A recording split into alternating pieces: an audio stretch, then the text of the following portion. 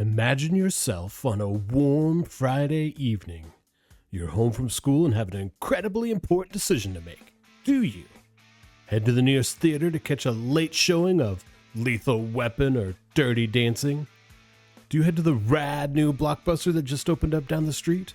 Or do you stay in with a personal pan pizza from Pizza Hut and check out the newly released Mega Man game on your Nintendo Entertainment System? If you're in the small town of Gallows Creek, you're probably tuning in to 189.16 The Scream to catch the famous big city DJ Forrest Nash. Because no matter where you are, this night's is gonna slash its way into the history books.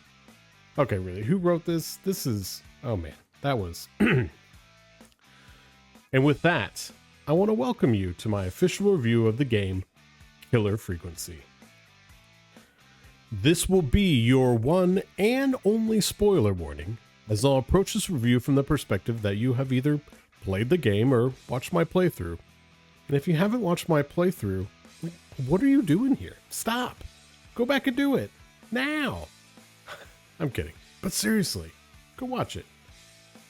Killer Frequency is a first-person horror adventure game that takes place in the small town of Gallows Creek in the year 1987. Our first taste of scary game comes as we watch helplessly as our mass assailant takes the life of Sheriff Matthews and kicks off a wild night filled with a little bit of humor, a lot of mystery, and possibly a sprinkle of murder if you fail to navigate the puzzles correctly.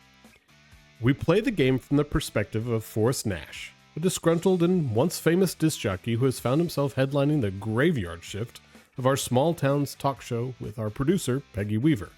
This night, however, will be unlike any night he's ever worked, as the first call that comes in is from the 911 operator, Leslie Harper, who has found the murdered sheriff and an unconscious Deputy Martinez, and is now being hunted by a killer long thought to be dead, the terrifying Whistling Man, a murderer who you know is about to take your life when you hear that dreadful sound of his whistle fill your ears.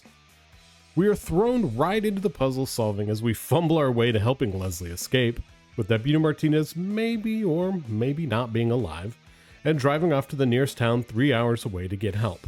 Now you're probably wondering, who is going to take all those 911 calls while a murderer is on the loose? But don't you worry, she's transferring all those calls directly to the station for you and Peggy to help with.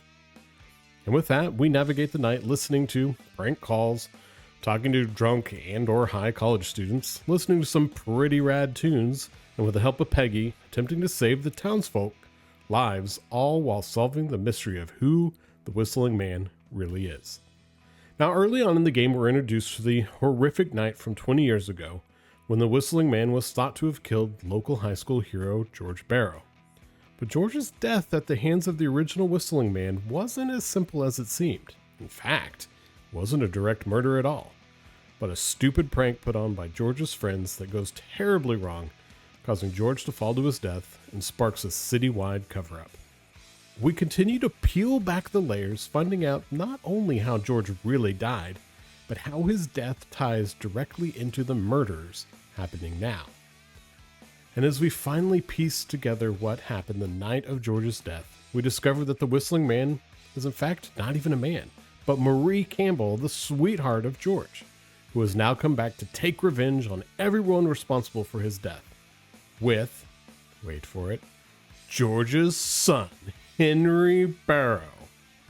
And Henry and his mom are attempting to kill all those who were involved 20 years ago. And depending on how good you are at puzzles, they might be rather successful.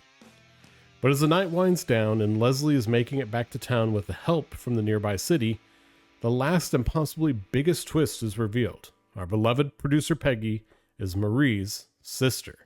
And Peggy leaves the station and attempts to stop Marie from killing any more people and give Leslie just enough time to come with more police to stop the Whistling Woman, once and for all. And depending on how good you are at puzzles, she does it. Or Peggy dies trying. And as all the dust settles on one wild evening, young Henry seems to elude the police, which sets us up for what will hopefully be Killer Frequency 2. So let's talk about the gameplay.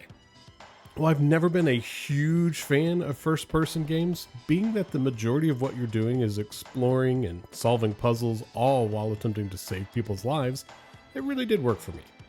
Now, some of the puzzles and what to do was confusing, and I did once have to consult the Google in order to progress in the game. But in the grand scheme of things, it was very easy to navigate, and I had a lot of fun doing it. And the scary of it worked. I found myself several times not wanting to take Forrest outside to the alley or down into the basement for the 20th time because I was terrified at the idea of what might happen. But navigating some of the puzzles to save lives were, well, a bit puzzling. I didn't understand how the action I chose for newspaper editor Maurice Russell caused him to die, or how I was to interpret the maze map better in order to keep Eugene alive. But even though I made a few dumb decisions, I'm pleased to admit that I saved everyone I could. Except 5. 5 people did die because of me.